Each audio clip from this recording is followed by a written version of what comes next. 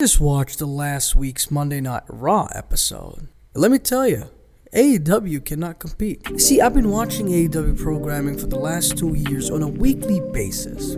I saw the highs this company managed to reach and certainly the lows. Fuck you. While this episode of Raw wasn't particularly great, more like it was more than enough to show me the sheer difference between the two rivals. So let's dive in. AEW doesn't know what booking is. You see, this is MMA, and this is professional wrestling. Much like I don't expect my MMA guys to be driving promos on each other in the octagon, I don't want my wrestling to be booked like MMA, which good old TK does on the regular. Wrestling is all about the drama, stories, and characters, while the wrestling is often the icing on the cake. Nevertheless, you'd see AEW booking matches in a random pattern that are truly heatless, all in the name of putting someone on TV, rather than actually giving people feuds and building characters. Don't worry about meaningful TV time, just go out there and do flips. Or creating these quote-unquote dream matches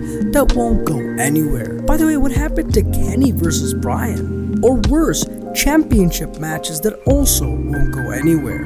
While this would work in MMA due to the unpredictable nature of it, it does not work at all in pro wrestling, as matches on their own are just a display of athleticism. Impressive, yes, but is it different than your local state circus show? No.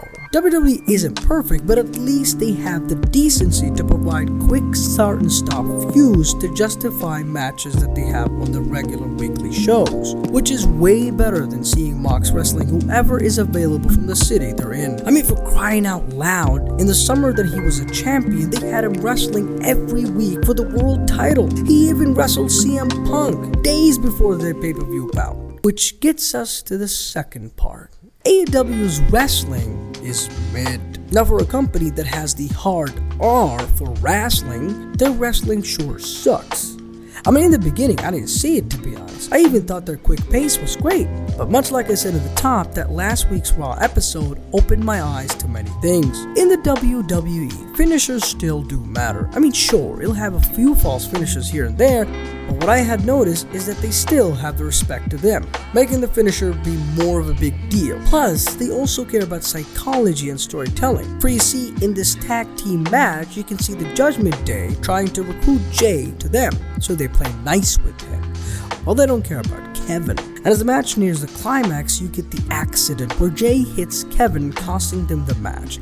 So, as the viewer, you're left with questions about Jay, Kevin, and the Judgment Day. AEW, on the other hand, false finishing, spot festing, no real story or psychology having candy asses. Well, there are some exceptions, of course, although most are not those exceptions. However, I can't fault the wrestlers, as this style of wrestling is just a product of booking. When a wrestler is told to just wrestle with no real background, that's what you end up with, which leads us to the last issue. AEW is self-destructive.